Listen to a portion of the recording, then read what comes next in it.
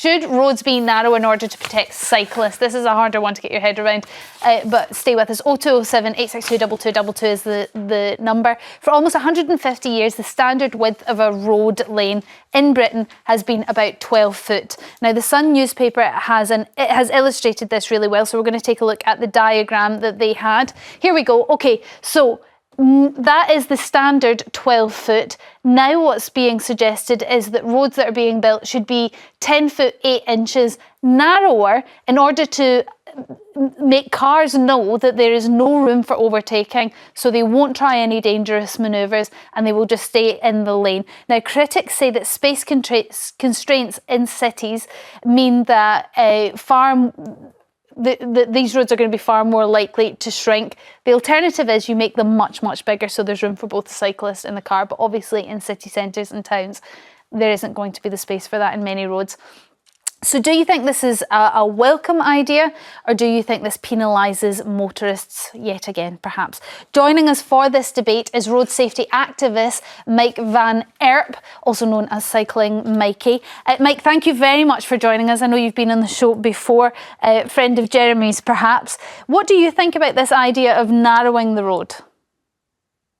So I think it's based on good common sense. I mean, I speak as a driver and as a cyclist.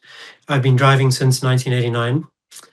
And as an experienced cyclist in London, I agree, these middle width roads that are around 12 feet are very problematic for cyclists.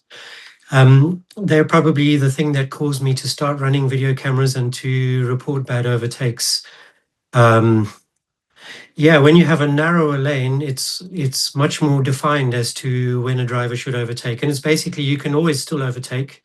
It doesn't stop a driver from overtaking. The driver's just shown that actually you have to go in the next lane to overtake. And when we have the wider roads, well, then it's easy because the lanes are wide enough to share and there's no real safety issue.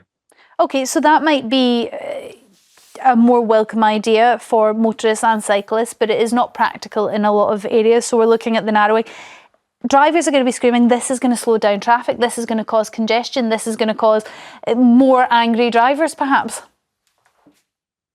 So I think the only people it will really affect are a very few drivers in a very small number of situations where they are tempted to overtake on a 12-foot roadway and squeeze past a cyclist when they should not be overtaking there.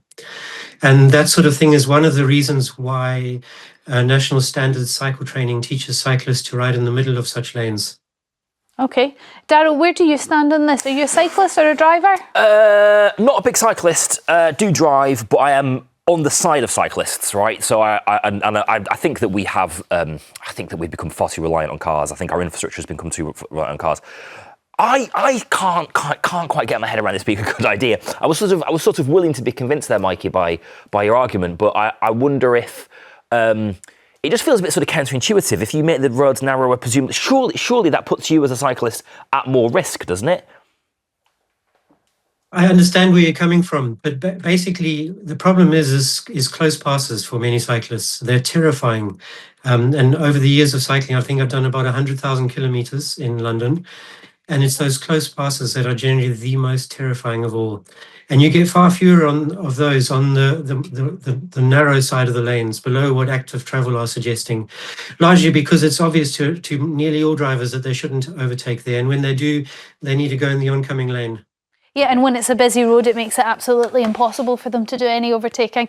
Mike, stay with us. Don't go anywhere. We're taking your calls on this after the break. Motorists and cyclists alike, no judgment here. We just want your view. Should roads be made narrower to protect cyclists? 0207 862 2222. We'll also hear from Lynn after the break too. See you after this. Before the break, we asked which country is the newest, and the answer is South Sudan.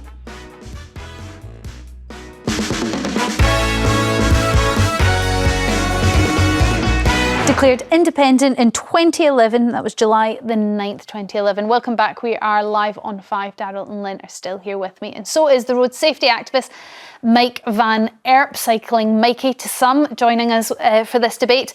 Let's get back to it then, whether roads should be narrower in order to protect cyclists. Lynn, I did give you an opportunity to speak before the break. What's your view? No, I can't really get behind this, Mikey, unfortunately. I just think that there's been so much support and infrastructure already for cyclists. We've seen so many roads having to go to one road instead of two to build this infrastructure, which I'm completely behind. But I think that the roads as it is are very sufficient, they're very wide. But not only that, we're seeing cycle lanes take up some of the pavement now, where the pavements have also shrunk. So we've had this whole drive in support of cyclists. I just think anything more, as well as the government trying to get us to go out there and buy electric vehicles. And we know electric vehicles tend to be wider and larger. Okay. You know, what's your thoughts on that, Mike? I'll let you come back before we go to calls. Let's have a reality check there. I think in London there's something like about 15 or 16,000 miles of road, and there are only something like maybe it's as much as 200 miles of cycle lane in London. So it's very, very tiny indeed. Okay. As for provision for cycling in the UK, well, it's improving, but I would say it's a long way from what is natural in my country, the Netherlands. Oh, I realise I don't speak with a Dutch accent, but that's because I was born in Zimbabwe. Okay, a man of the world. Let's go to the calls then and speak to John from Berkshire. What's your view? I'm a keen cyclist, and I dread to think what would happen if the roads were made narrower, because we would simply put more at risks, and if anything, they'd cause a lot more accidents, because as the cyclists come by extremely close to me, even on standard roads, even without the ones in hedgerows or anything. And I've had bricks thrown at me, bottles thrown at me, full of beer, all sorts of things, or water, anything, and which have actually hit me. I've had rocks thrown at me. Oh. But daring to have the audacity to ride on a road, on my bicycle, a mechanically powered, leg-powered bicycle. John, I'm sorry to hear that. I can't believe you're still a keen cyclist with all that happening. I understand your initial reluctancy, but what Mike's saying here is actually the car won't be able to pass you. They will have to just sit behind you. But I suppose your fear is it will just make them that much more aggressive? It will. As it is, they hoot at me a lot just to get out there. Well, where do you want me to go? Yeah. There is no place for me to ride on pavements. If it's not a cycle lane, you can't ride on the pavement. So but they expect you to get out the way. As a cyclist as well, on occasion, I find the hooting far more terrifying even than the overpassing sometimes. Depends on how close it is, I suppose. John, I understand your concerns there. Thank you very much for your call. But this is the new policy, it would appear, and it will make things safer. Julian from Hampshire, do you think that this will make things safer? No, I don't think so. Okay, tell me why. Why? Because they don't, the bikes go anywhere they like. When I was a young adolescent and I had a bike, I had to stay in a 3-foot to 4-foot lane from the curb. Now, I couldn't go anywhere they like they do now, but I was then had to stay in that sort of semi-invisible lane. But now the bikes do not pay any taxes or have insurance. Perhaps some do, and they go anywhere they like. Julian, you are starting to sound like you just don't like cyclists, and I hate to be pedantic here, but 4 foot from the curb would be about the centre of the road. And the reason they're in the centre of the road, as you heard Mike say, is because it's sometimes the safest place for a cyclist to be. What road are you talking about? A B road or a C road? Well, any road, Mike. If they're 12 foot and you're 4 foot, you're kind of edging towards the centre of the... Well, I used to have to be in 3 foot, but my point is they pay nothing to the roads. Yeah, but they're better for the environment. They're better for obesity. There's no cost. Mike? I would contradict a couple of those points. So Julian makes a good point about old cycle training, teaching cyclists to ride in the gutter and next to the curb. That's gone by the wayside now. And essentially 2 positions are taught, either one which is by the curb, called secondary position, and that's fine where the road is wider and you're not passing parked cars or junctions. But then there's also primary position, which is when safety demands that you ride more in the middle of your lane rather than the center of the road. And then the second issue is on cyclists contributing towards roads. Well, that is done automatically through income and council tax. And I should point out that as drivers, our driving is subsidised to some degree by the Exchequer when you take in the total cost of everything involved in motoring, not just the cost of the roads, but pollution, collisions, etc. Okay, well, there you go. You're being subsidised too, Julian, as a car driver. Sorry? Maybe that's right. I don't know. I think that's probably true.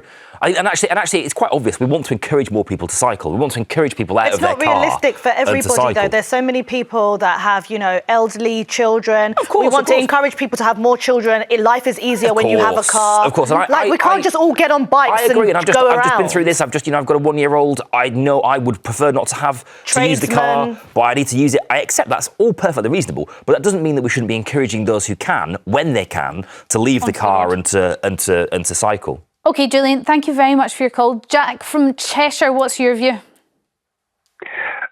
Oh, hello.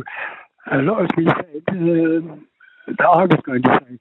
But nevertheless, I got my first bike in 1963 when I was 14. Mm-hmm. I'm now knocking on the door of 87, and I go out riding 4 times a week. Great. There isn't a ride I have where there isn't a near incident. I wouldn't say something extreme, but there's always something that a motorist gets up to. They will not give way.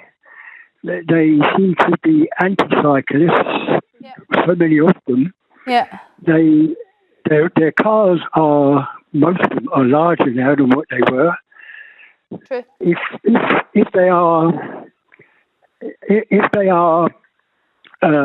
I'm approaching a parked car, they can see that I'm approaching that parked car. They will not give way. They want to go past that car at the same time as me. Jack, I hear your point that you're now an older driver, cyclist, a very experienced cyclist, and you're still having issues on the road, varying ones. I'm going to have to leave it there because the line was really crackly there, and I was just making out what you were saying. But I think you made your point clearly that I think drivers can be quite aggressive. Cars have got bigger; it's a big problem. Robin from Edinburgh, what's your view? Hi, Storm. I just think it's obviously got to make cyclists more at risk. Why? Because if the roads are narrower, then the cars are still going to overtake. But they won't be able to, Robin. If a cyclist right in the middle, there's a car behind it, there's other traffic, oncoming traffic the other side. How are they going to get there? Where are they going to go? I'll give you an example.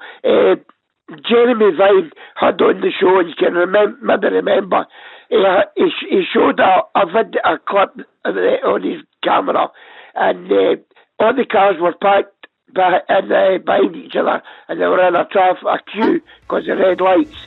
Well, this guy on Jeremy's clip, he had a dog strapped to the basket of his bike, and he squeezed in between all these cars. Right. I see. Robin, I love that recount of the video, but I'm going to have to wrap up. Huge thank you to Mike and Daryl. It is the end of the show now. Thank you for watching. Thanks for your calls and messages. Have a great day, and I'll see you tomorrow.